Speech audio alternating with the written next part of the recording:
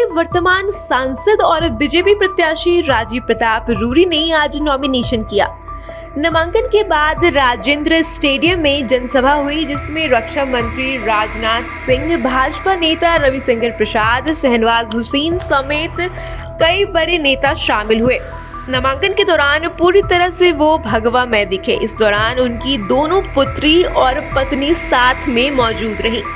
बिहार का सारण लोकसभा सीट काफी चर्चे में बना हुआ है। इसकी एकमात्र वजह है लालू परिवार की लाडली बेटी रोहिणी आचार्य का यहां से चुनावी मैदान में होना है।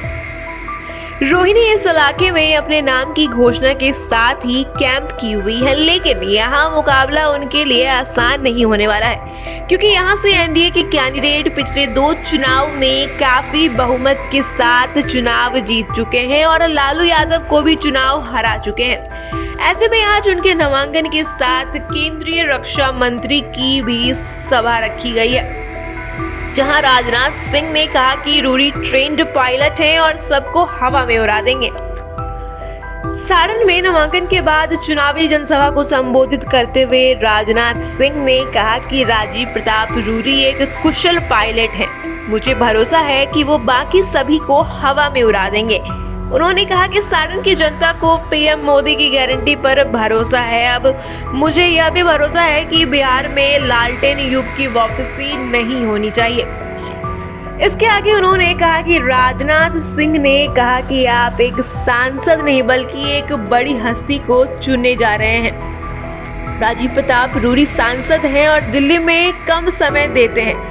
पूछे जाने पर बताते हैं कि जिस जनता में मुझे चुनकर भेजा है उनके बीच रहने की कोशिश करता हूं। इसके अलावा राजनाथ सिंह ने कहा कि जहां पीएम मोदी की उपलब्धियां गिनवाई, वहीं राजद और कांग्रेस पर जमकर निशाना साधा। उन्होंने कहा कि बिहार में लालटेन युग की वापसी किसी भी हालत में नहीं होनी चाहिए। ये कभी चरवाहा युग लगते हैं, कभी लालटेन युग। लोकतंत्र बिना लोकलाज के नहीं चल सकता। इसके आगे उन्होंने कहा कि कांग्रेस राजद पर भ्रष्टाचार का आरोप है।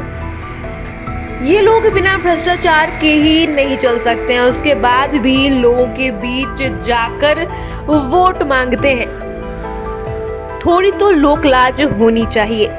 लोकतंत्र बिना लोकलाज के नहीं चल सकता है।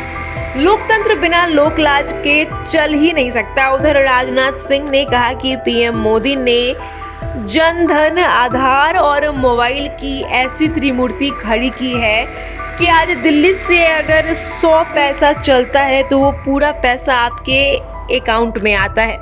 भ्रष्टाचार पर अंकुश केवल भाषण देने से नहीं होगा, सिस्टम में बदलाव करना पड़ रहा है।